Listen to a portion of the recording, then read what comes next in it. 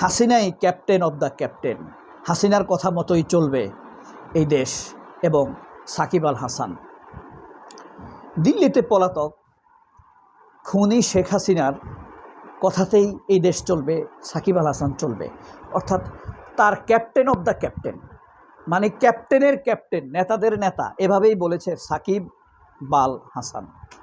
বাংলাদেশের দস্যু ক্রিকেটার পলাতক, যে নাকি যত টাকা উপার্জন করেছে বাংলাদেশের খেটে খাওয়া মানুষের টাকাই উপার্জন করেছে। সাকিব আল হাসান যদি বাংলাদেশে না খেলতো কী হতো? সাকিবের সকল রেকর্ড আন্তর্জাতিকভাবে এবং বাংলাদেশ থেকে মুছে দেওয়া উচিত একজন খুনি হিসেবে। এই দাবি শফিকুল আলমও কিন্তু করেছে, আমাদের ডক্টর ইউনূসের প্রেস সেক্রেটারি ছিলেন, তিনিও করেছেন।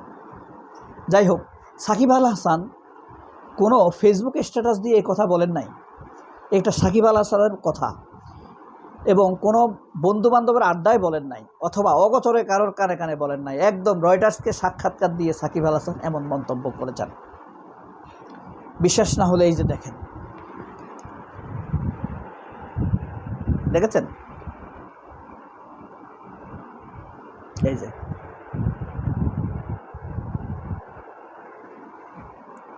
বুঝতে পারছেন, এই হলো তাদের চরিত্র। সাকিব আল হাসান রয়টার্সকে এই সাক্ষাৎকারটা দিয়েছে, ইন্ডিয়ান রয়টার্স, এটা জার্মানের রয়টার্স না, মানে যেটা আন্তর্জাতিক রয়টার্স, এটা ওই রয়টার্স না। এমনি ইন্ডিয়া থেকে সকল কিছু কিন্তু রয়টার্স নিয়ে গেছে, এই কারণে এটা ইন্ডিয়ার দালালি করে। যাই হোক, সাকিব আল হাসান 2 বছরের বেশি সময় ধরে দেশের বাইরে, দেশে ফিরতে চান, হত্যা মামলা হওয়ার সব অভিযোগ বিচারের মুখোমুখি আছেন তিনি। শেখ হাসিনার সঙ্গে দেশে ফেরার প্রসঙ্গে রয়টার্সকে দেয়া সাক্ষাৎকারে এ মন্তব্য করেই যেন আবারও স্পষ্ট করে দিলেন ক্রিকেট দলের সাবেক এই অধিনায়ক সাকিব আল হাসান, রাজনৈতিক আনুগত্য কোনো পরিবর্তন আসেনি, তার অনুশোচনাও নেই। ক্রিকেটের ক্যাপ্টেন মানে দলের নেতা, কিন্তু দেশের ক্যাপ্টেন মানে ক্রিকেটের ক্যাপ্টেন নন। তিনি আওয়ামী লীগের নেত্রী শেখ হাসিনা, আওয়ামী লীগের নেত্রীকে তিনি ক্যাপ্টেন অব দ্য ক্যাপ্টেন বলেছেন। ক্যাপ্টেন যেভাবে মানে তার ক্যাপ্টেন, সাকিব আল হাসান তো একসময় ক্রিকেট মানে ওই ফ্যাসিবাদিত ক্যাপ্টেন ছিল বাংলাদেশের ক্রিকেটের। তো captain of the captain Sheikh হাসিনাকে এইভাবে উল্লেখ করেছে শেখ হাসিনা। তার মন মানসিকতায় ন্যূনতম পরিবর্তন আসে নাই। দেখেন, শেখ হাসিনা হলো যত অপরাধীদের নেত্রী সে। আপনি দেখেন, সাইফুজ্জামান ভূমিমন্ত্রী ছিল, আপনি বিশ্বাস হয় 500-র কাছাকাছি নাকি বাড়ি। আল জাজিরার নিউজ, ভাই, এই নিউজ যদি বাংলাদেশের কোনো নিউজ পেপারে হইতো আমি বিশ্বাস করতাম না। আল জাজিরার একটা খুব হিট নিউজ এটা, এবং আল জাজিরার এই নিউজকে সাইফুজ্জামান চ্যালেঞ্জ করতে পারে নাই। নিউজটা সত্য। তার নেত্রী শেখ হাসিনা। ডাক্তার মুরাদ, বাংলাদেশের রাজনীতিতে এত স্ল্যাং বাজে শব্দ আর কেউ ইউজ করে নাই, তার নেত্রী শেখ হাসিনা। বাংলাদেশের ইতিহাসে নগ্ন হত্যাকারী খুনি কসাই কামালের মতো স্বরাষ্ট্রমন্ত্রী আর এসেছে, যে সামনে দাঁড়িয়ে বলে একটা মারি একটা যায়, সে আবার বলে ভালো করে চেষ্টা করো। এত ভয়ঙ্কর লোক তার নেত্রী শেখ হাসিনা।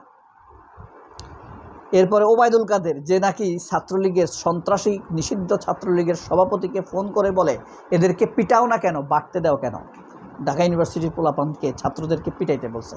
এই ওবায়দুল কাদেরের নেত্রী শেখ হাসিনা। বুঝতে পারছেন?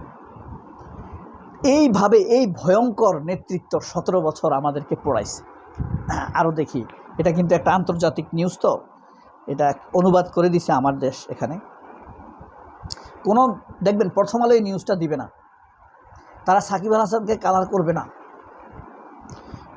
তো আন্তর্জাতিক সংবাদ মাধ্যম রয়টার্সকে দেয়া দীর্ঘ সাক্ষাৎকারে সাকিব নিজের অবস্থান ব্যাখ্যা করার চেষ্টা করেছেন। তার বক্তব্যে উঠে এসেছে নিরাপত্তা, বিচার, নির্বাসন, ক্রিকেটে ফেরার, এমনকি পরিবারের কষ্টের কথাও। কিন্তু একই সঙ্গে উঠে এসেছে আওয়ামী লীগের প্রতি তার প্রকাশ্য রাজনৈতিক অবস্থান। কিন্তু একই সাক্ষাৎকারে তিনি আরও বলেন, যত দ্রুত সম্ভব দেশে ফিরতে চান, আর তা সম্ভব না হলে শেখ হাসিনার সঙ্গেই দেশে ফেরার চেষ্টা করবেন। এরপরেই আসে সেই বহুল আলোচিত মন্তব্য, ক্যাপ্টেন যা বলেন আমরা সেটাই এবং অনুসরণ করি। রাজনৈতিক মতপার্থক্য পর্যবেক্ষকদের কাছে তাৎপর্য এখানেই, কারণ দেশে ফেরার প্রশ্নে তিনি নিজের সিদ্ধান্তের চেয়ে রাজনৈতিক নেতৃত্বের সিদ্ধান্তকে অগ্রাধিকার দিচ্ছেন বলেই ইঙ্গিত দিয়েছেন। এর মাধ্যমে তিনি কার্যত জানিয়ে দিয়েছেন যে আওয়ামী লীগের সঙ্গে তার রাজনৈতিক সম্পর্ক অটুট ছিল, আছে এবং থাকবে। ভবিষ্যতেও শেখ হাসিনা যদি এরকম খুন করে, সাকিব আল হাসান তাকে সমর্থন দিয়ে যাবে, আর এদেশের মাসুদ কামালেরা সাকিব আল হাসানকে সমর্থন দিয়ে যাবে। আমি বাংলাদেশের ক্রিকেটার আসিফ আকবরের একজন অন্ধভক্ত বলতে পারেন। যখন আসিফ আকবরও তাকে ফিরাই আনতে চাইছে, তখন আমার ভিতরে খুব একটা খারাপ লাগছে। যাই হোক, আওয়ামী লীগকে সে চিনতে পারে নাই আসিফ আকবর কিন্তু আমি খুব ট্যালেন্ট ভাবি, কনসেপ্ট তার ক্লিয়ার। ট্যালেন্ট কি মানে আপনি ইউনিভার্সিটির রেজাল্টের আলোকে আপনি ট্যালেন্ট ধরবেন না। তার ট্যালেন্ট আমি মনে করি কোনো বিষয়ে কার কনসেপ্ট কত ক্লিয়ার, এটাই হলো ট্যালেন্ট, এটাই মেধা। স্মার্টনেস কি, আপনি কারোর বিরক্তির কারণ না হয়ে আপনি আপনার কাজ শেষ করে ফেলবেন, এটাই হলো প্রকৃত স্মার্টনেস। কোনো বিরক্তিকর ব্যক্তি স্মার্ট হইতে পারে না, বুঝতে পারছেন? স্মার্টনেসের সংজ্ঞা এটাই। আর ট্যালেন্টের সংজ্ঞা কি? Clear concept, a man with clear concept. দিল্লিতে শেখ হাসিনার সংবাদ সম্মেলনের অংশ নেওয়া সমালোচনার জবাব দিয়েছেন সাকিব, বুঝতে পারছেন? তিনি সেখানে শুধু শান্তি, বাংলাদেশের উন্নয়নের কথা বলেছেন, কিন্তু রাজনৈতিক বাস্তবতা এই ব্যাখ্যা বিতর্ক থামাতে পারেনি, কারণ তিনি এমন একটি রাজনৈতিক আয়োজনে অংশ নিয়েছেন যার কেন্দ্রবিন্দুতে ছিলেন ক্ষমতাচ্যুত খুনি, 1400 মামলার হত্যার আসামি, জাতিসংঘের দ্বারা প্রমাণিত খুনি শেখ হাসিনা। রাজনৈতিক যোগাযোগের দিক থেকেও একটি নতুন বার্তা দিয়েছেন সাকিব। তিনি বলেছেন, দেশে ফেরার বিষয়ে বর্তমান প্রধানমন্ত্রী তারেক রহমানের সঙ্গে কথা বলতে চান, যদিও এ বিষয়ে প্রধানমন্ত্রীর দপ্তর থেকে তাৎক্ষণিক কোনো প্রতিক্রিয়া পাওয়া যায় নাই। সাকিব আল হাসানের সাথে বাংলাদেশের অনেক মন্ত্রীর যোগাযোগ আছে, অনেক মন্ত্রীর যোগাযোগ, কারণ সাকিব আল হাসানের টাকা আছে। টাকাওয়ালা মানুষকে বিএনপি কখনো ডিনাই করে না, অসম্মান করে না, একটা গুণ আছে বিএনপির। সবাই অনেক ভালো থাকবেন। আল্লাহ হাফেজ, আসসালামু আলাইকুম।